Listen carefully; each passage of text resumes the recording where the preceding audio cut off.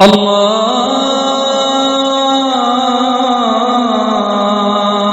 أكبر الله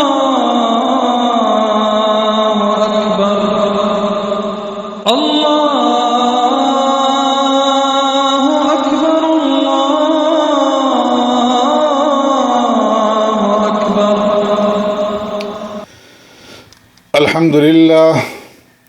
الحمد لله وكفى والصلاة والسلام على سيد الرسل وخاتم الانبیاء اما بعد.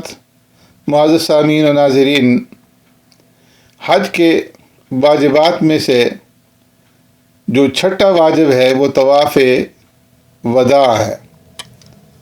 جس شخص نے میقات کے باہر سے آ کر کے حج کیا ہو، خواہ اس کا حج افراد ہو یا حج تمتع ہو یا حج قران ہو، اس کے لیے مکہ مکرمہ سے واپس جاتے وقت طواف وداع کرنا واجب ہے.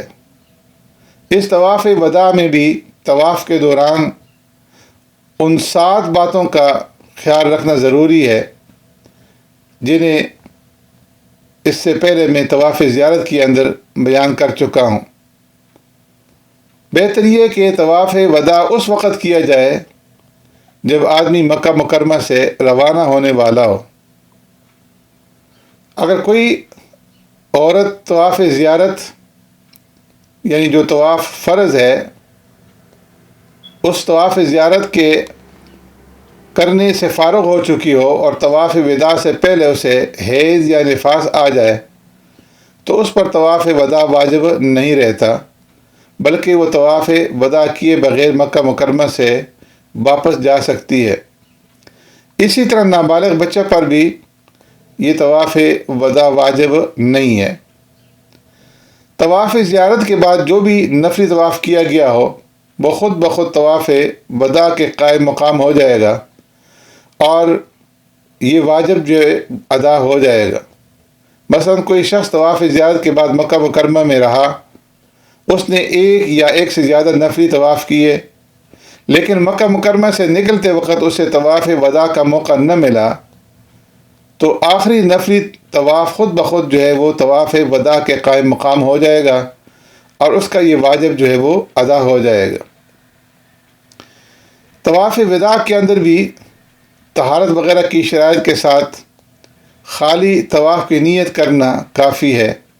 لہٰذا اگر کسی نے صرف طواف کی نیت کی، خاص طواف وداع کی نیت نہیں کی، تو بھی اس کا طواف وداع جو ہے وہ ادا ہو جائے گا. طواف وداع میں وقت کی بھی کوئی پابندی نہیں ہے. لہٰذا اگر کوئی شخص طواف زیارت کے بعد مکہ مکرمہ میں رہا لیکن بیماری یا کسی بھی وجہ سے اس نے کوئی طواف نہیں کیا اور پھر مثلا 1-2 ماہ بعد واپس جاتے وقت اس نے طواف کیا، تو یہ طواف ہی طواف وداع ہوگا اور اس کا واجب جو ہے یہ ادا ہو جائے گا.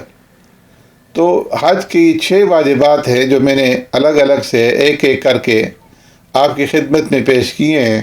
اللہ تبارک و تعالی صحیح طریقے سے ہمیں حج ادا کرنے کی فرائض اور واجبات کا علم حاصل کرنے اور اس کے مطابق جو ہے اس کے اوپر عمل پیرا ہونے کی اور اس کے مطابق حج ادا کرنے کی توفیق نصیب فرمائے. سبحانک اللہم بحمدک نشہد ان لا الہ الا انت نستغفرک ونتوب الیک.